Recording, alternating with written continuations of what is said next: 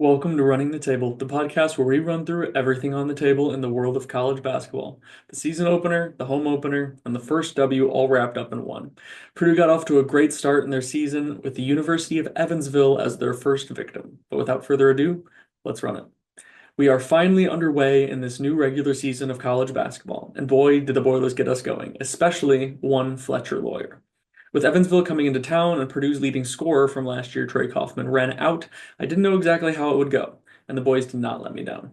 When it was all said and done, this one ended with a final score of Purdue 82, Evansville 51.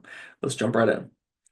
Evansville actually jumped out to a pretty fast start in this one with a steal and a three on their first possession and a couple of buckets to take a 7-4 lead in the first couple of minutes. But thankfully, Purdue was able to settle down and really start to dissect their defense. Early threes from Fletcher Loyer and Jack Benter would end up being early signs of what was to come, but it helped jumpstart this offense and get Mackey rearing and ready to go. After those first 7 quick points, Evansville found themselves in a slump, going scoreless for 3 minutes and allowing Purdue to jump out to a 15-7 lead. From there, it was back and forth for a while, with Evansville even cutting the lead to just 3 with under 8 to go in the first. Honestly, it felt pretty similar to the UND exhibition, and turns out it would take a pretty similar turn. Purdue took off from there, with Omer leading the way with another one of his smooth jumpers and another three from Fletch, and Purdue would steamroll their way through the rest of the first half, ending on a 21-5 run to calm everybody down and enter halftime with a 19-point lead, 41-22. Once again, as I always seem to get to say, Purdue got off to an electric start to the second half, and without TKR to spur that run, who steps in but his replacement, Jack Benter, to hit back-to-back threes in the first 2 minutes and extend the lead to 27. We weren't done there. By the end of the first 5 minutes of the half, the score was 53-22. The Boilers had scored 12 unanswered to start the half. That was the offense I wanted to see, and it was really fun to see guys like Clough and Benter start to really look more comfortable. Even Jacobson got in on the fun, with 5 straight points of his own, and it was clear that this one was staying in firm control of Purdue. That isn't to say that the Purple Aces, elite name by the way, didn't find their offense a bit though. They did end up knocking down a couple more threes, and by they, I mean Joshua Hughes and Trent Hundley knocking down 2 apiece, which kept the game within 40. Really, it was all Purdue until we gave the bench boys a little time at the end with Aaron Fine even getting a nice little layup of his own. But even with the garbage minutes at the end, this game still ended 82-51. Heading into our top performers, it starts with, of course, Fletcher Loyer. He was electric with 30 points on a super efficient 8 of 11 shooting, 7 for 10 from 3, and tacking on just 1 assist and 1 turnover. Pure buckets. Behind him is Jack Benter, who I also mentioned earlier, with 11 points of his own in his first career start on 4 of 7 shooting, 3 for 6 from 3, with 6 rebounds, 2 assists, a block, and a turnover. For Evansville, start off with Joshua Hughes, who had 15 points on 6 of 12 shooting, 3 for 7 from 3, adding on 11 rebounds and an assist, as well as 2 turnovers. Behind him was AJ Casey, with 14 points of his own on 6 of 13 shooting. He was 0 for 3 from 3, 2 for 2 from the line, adding on 9 rebounds, 2 assists, and 2 turnovers. With the honorable mentions, we bring up Daniel Jacobson once again with 11 points on 4 of 10 shooting, so not as efficient as some of his previous games. 0 of 2 from 3, but 3 of 4 from the free throw line, which is good to see because I do want to see him getting to the line more often and knocking them down. And he added on 8 rebounds and 2 blocks, as well as 2 turnovers. For Evansville, it's Trent Hundley, who I also mentioned earlier, with 9 points on 3 of 8 shooting, all 8 of them being threes. That was just his game. Adding on 1 rebound and an assist to his stat line. But heading into the key team points for Evansville, it's the 3 ball. The arc was not friendly to the Purple Aces in this one, going just 7 for 34 on the night. All 7 makes were between 3 guys.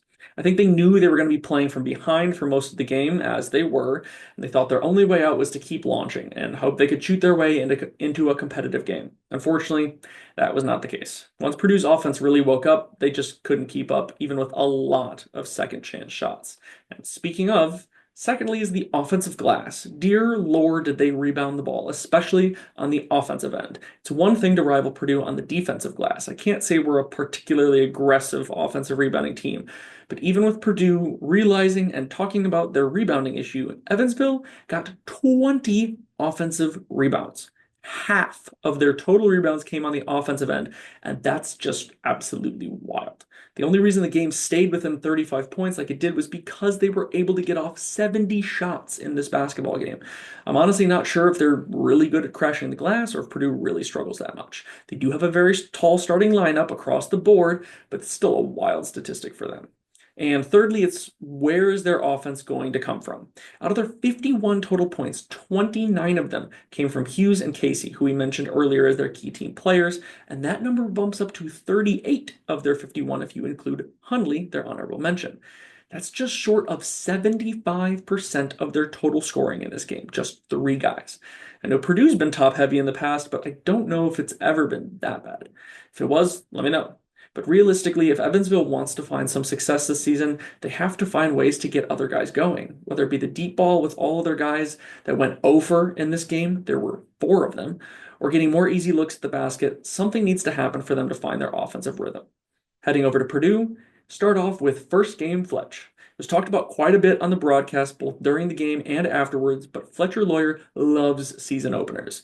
Double-digit scoring in all four opening games across his Purdue career. This one was no different. He came out gunning from three and never really slowed down, at least not until a rather comedic airball heat check for his last three. He ended the game with 30 points, as we mentioned earlier, shooting 70% from deep. 70%. For all the disrespect it feels like he's been given in the best shooter in the country conversation, it felt great to watch him light it up like that. Hopefully, this will extend past just the first game, but we also can't expect him to be a season average 70% shooter, no matter how amazing he is. Secondly, we go to another individual contributor, Benter's starting debut. It was kept pretty quiet up until about an hour or so before tip-off that TKR might not play due to his minor hip injury, supposed minor bruise, as it was reported later. And in his place, we got to see redshirt freshman Jack Benter step up into the starting lineup. And honestly, I loved it. He ends up with an 11, 6, and 2 stat line with an electric block coming across the lane and got himself in rhythm from three, going 3 for 6 himself to add on to Fletch's performance.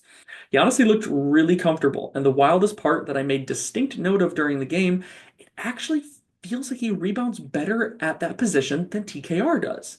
He was aggressive on the boards, not just boxing out, but going after the ball, whether he ended up with it or not, and he finished with 6 rebounds. 4 defensive and 2 offensive. And that's right around where TKR usually lands. Except Benter is 3 inches shorter and 15 pounds lighter than TKR. So all in all, I loved his performance. And we'll see if Trey's back for next game, but even if not, I feel good about the next man up, and I hope this earns him more playing time going forward. And lastly, got to talk about the rebounding struggles again. Did we out-rebound Evansville defensively 28-20? Yes. Did we also get out-rebounded offensively 20-12?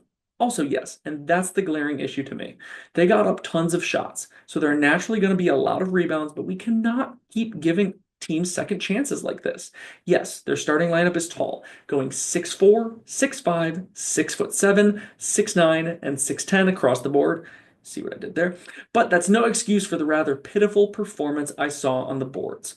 Clough and Jacobson combined for 18 boards across their 40 minutes at the center position, but man, did they just not look strong enough out there. Getting balls tipped away from them, knocked out of their hands as they try to bring the rebound in. All of the above just made me frustrated with a lack of strength or pride in securing these misses. And once again, don't get me started on the rebounding from positions 1 through 3. Just because we have tall, pretty athletic centers again does not mean we get to just stand around and watch. But hey, they know it's an issue, and I know they're going to work on it. I just really need to see it translate into a game, especially with real high major talent coming up real soon. Regardless of the negatives, that game was a whole lot of fun, and the Boilers will look to keep up the fun and keep Mackey rocking this Friday at 7 p.m. Eastern when the Oakland Golden Grizzlies come into town, fresh off an absolutely insane 121 points dropped on them by the Michigan Wolverines. They're a very unique team, and it should make for a very interesting game to watch. But that's all I've got for today. It's so good to be back with a competent athletic program to watch. But seriously, this team is fun and will be a whole lot of fun game in and game out. Stay tuned for more recaps as we get closer to some big games coming up later this month. But if you want more from us, like, comment, and subscribe. And until next time, I'm out.